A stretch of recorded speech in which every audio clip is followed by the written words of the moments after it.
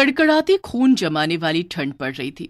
जंगल की झाड़ियों से घिरा हुआ डाक बंगला काफी दिन में जितना सुंदर दिखता था, उतना ही इस रात के कोहरे में भयंकर नजर आ रहा था। डाक बंगला या यूं कह लीजिए सरकारी गेस्ट हाउस, जहां सरकारी कर्मचारी, नौकरशाह और मंत्री लोग रुक सकते हैं। उस रात मनमोहन अपनी बीवी अनु, बेटे रवि और बेटी जीविका के साथ वहां रुकने आया होता है। वो एक आम आदमी होता है, इसलिए भुगतान भरकर वो वहां ठहरता है। अब कोई गेस्ट हाउस नजर ही नहीं आ रहा है मुझे, इसीलिए यहाँ आना पड़ा। माफ करना रवि बेटा। क्या पापा आप भी? ये डाक बंगला कितना खौफनाक नजर आ रहा है।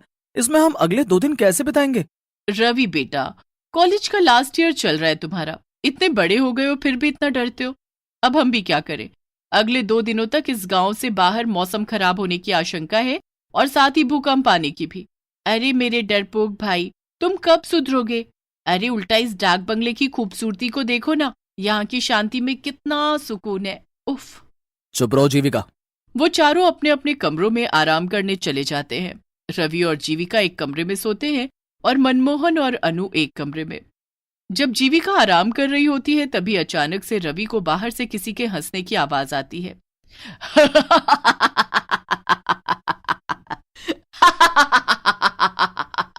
मेरे पास आओ, आओ, आओ मेरे पास आओ। ये किसकी आवाज है? कौन है? रवि के पसीने छूटने लगते हैं और वो बालकनी में जाता है। तभी उसे वहां कोई नीचे नहीं दिखता है और ना ही दूर दूर तक जंगल में कोई नजर आता है। यहाँ तो दूर दूर तक कोई नजर नहीं आ रहा है। फिर ये आवाज किसकी थी? जीविका, तुम पागल हो क्या? ऐसे कोई करता है क्या? मैं कितना डर गया एक पल के लिए। सॉरी, मैं तुम्हें बस इतना कहना चाहती हूँ कि तुम अपने मन में से इस डर को भगा दो। ये जगह दिखने में जितनी हॉन्टेड है उतनी असल में है नहीं यार।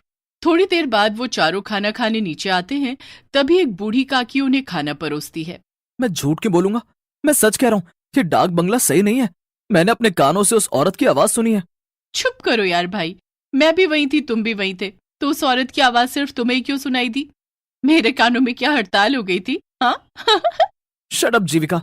हाँ बेटा, इतना मत घबराओ। लेकिन पापा।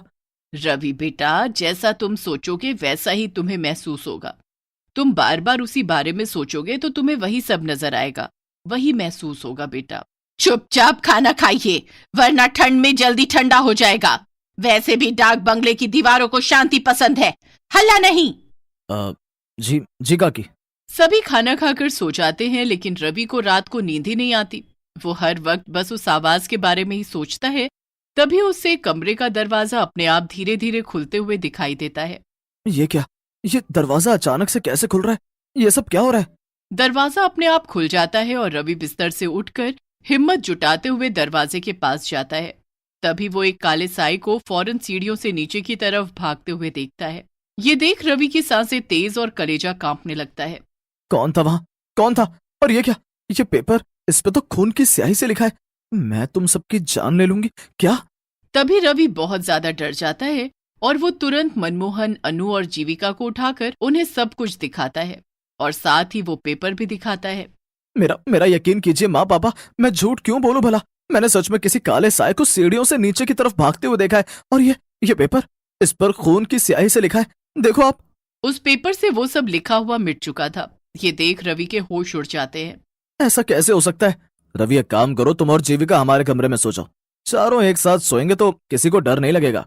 लेकिन पापा, मैं डर नहीं रहा, मैं बस मेरी और आपकी सबकी भलाई के लिए कह रहा हूँ। यहाँ से चलिए। आप सब भूत प्रेत में विश्वास नहीं करते होंगे, लेकिन मुझे है। रवि भाई, तुम कुछ ज्यादा ही सोच रहे हो। बस रवि, चलो सोने।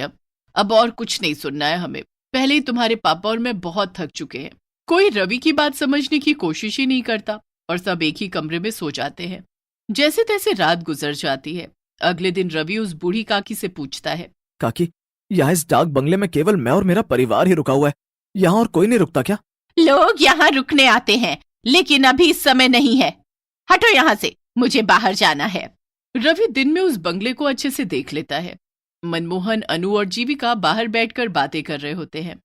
अरे रवि भाई, आओ हमारे साथ बैठ जाओ, वरना फिर कोई भूत आकर आपको परेशान कर लेगा।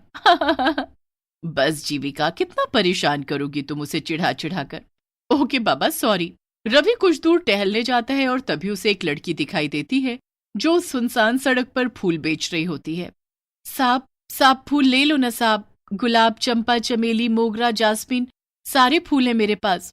न, नहीं नहीं, मुझे नहीं चाहिए कोई फूल।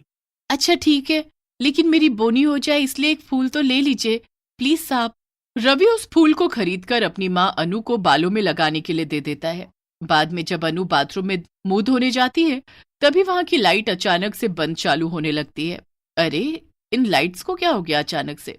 और जब अनु आईने में देखती है तभी उसके पीछे एक औरत खड़ी होती है जिसकी शक्ल काफी ज्यादा खौफनाक होती है। आ! अनु की चीख सुनकर सभी उसके कमरे में भागे चले आते हैं और उसे वहां पर बेहोश पाते हैं। माँ आंखें खोलो ना माँ। थोड़ी देर बाद जब अनु को होश आता है तभी वो उन तीनों को सारी घटना बताती है। अनु की जुबानी ये सारी बातें सुनकर उन तीनों के पैरों तले जमीन खिसक जाती है। माँ ये सब सच है? हाँ जीविका बेटी, रवि बिल्कुल सच कह रहा था। देखो मैंने कहा था ना आप तीनों से, इस डाक बंगले में जरूर कुछ तो गड़बड़ है। मनमोहन जी मुझे कुछ नहीं पता, हम कहीं और रुक लेंगे, चाहिए तो जंगल में रुक लेंगे, लेकिन इस भूतिया डाक बंगले में बिल्कुल नहीं। हाँ पापा, अगर माँ और रवि ने यहाँ कुछ ऐसा महसूस किया है तो हमें यहाँ नहीं रुकना चाहिए। हाँ अनु ठीक है, अपना अपना सामान ले लो, हम सब अभी इसी वक्त यहाँ से निकलते हैं। चारों अपना सामान पैक करके वहां से निकलने लगते हैं, लेकिन तभी वहां डाक बंगले के मुख्य दरवाजे पर वो बूढ़ी काकी खड़ी हो जाती है। काकी हमें जाने दीजिए, हमें अब यहाँ नहीं रहना है। नहीं कहा ना, एक बार जब कोई इस डाक बंगले में आ जाता है तो वो फिर से वापस नहीं जा पाता। नहीं, आप हमें यहाँ जबरदस्ती रुकने के लिए नहीं कह सकती काकी, हमें जाने दीजिए प्लीज। मतलब ये कि तुम सब अब हमेशा हमेशा के लिए यहीं पर रहोगे, इंसान बनकर नहीं बल्कि भूत बनकर। उतने में अचानक से वो बूढ़ी काकी अपने भूतिया रूप में बदल जाती है और वहां आसपास सभी भूत इकट्ठे हो जाते हैं। ये सब देखकर चारों की रूह कांप उठती है और रोंगटे खड़े हो जाते हैं। नहीं, बचाओ! वो चारों भागने की कोशिश करते हैं लेकिन उनके पैर नहीं हिल पाते हैं और वो जमीन से चिपक कर रह जाते हैं। नहीं, हमने यहाँ रुककर बहुत बड़ी गलती कर दी, हमें यहाँ रुकना ही नहीं चाहिए था। बचाओ! ये हमारे पैरों को क्या हो गया? ये हिल क्यों नहीं रहे? हमें बख्श दो, हमें जाने दो यहाँ से, जाने दो, हमें जाने दो। नहीं, कहा था ना मैंने। अब तुम सबका अंत है, तुम सब भी हम भूतों की बिरादरी में शामिल हो जाओगे आज। ये तो वही फूल वाली लड़की है। यही तो इस डाक बंगले का नियम है, एक बार जो यहाँ पर आया वो वापस जिंदा नहीं लौट पाता, उसे तो मरना ही पड़ता है। ये सब मैंने शुरू किया था, क्योंकि कई सालों पहले इसी डाक बंगले में काम करते करते गेस्ट ने मेरी जान ली थी, क्योंकि मैंने उसे सोने की तस्करी करते हुए पकड़ लिया था और मैं उसका जुर्म पुलिस को बताऊं, इस डर के कारण उसने मुझे मार दिया। क्योंकि सभी इंसान ऐसे ही होते हैं, मतलबी और बुरे।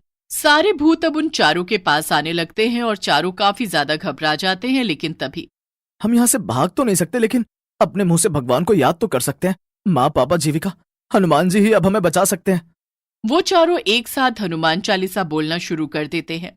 जय हनुमान ज्ञान गुण सागर, जय कपीस तिहु लोक उजागर, रामदूत अतुलित बलधामा, अंजनी पुत्र पवन सुत नामा। बंद करो, बंद करो। हनुमान चालीसा सुनकर सभी भूतों के कानों से खून निकलने लगता है और सभी एक के बाद एक खत्म होने लगते हैं, जिसके बाद चारों उनकी कैद से आजाद हो जाते हैं और वहां से निकल जाते हैं। उस दिन के बाद डाक बंगला भूतों और काली शक्तियों के कहर से मुक्त हो गया।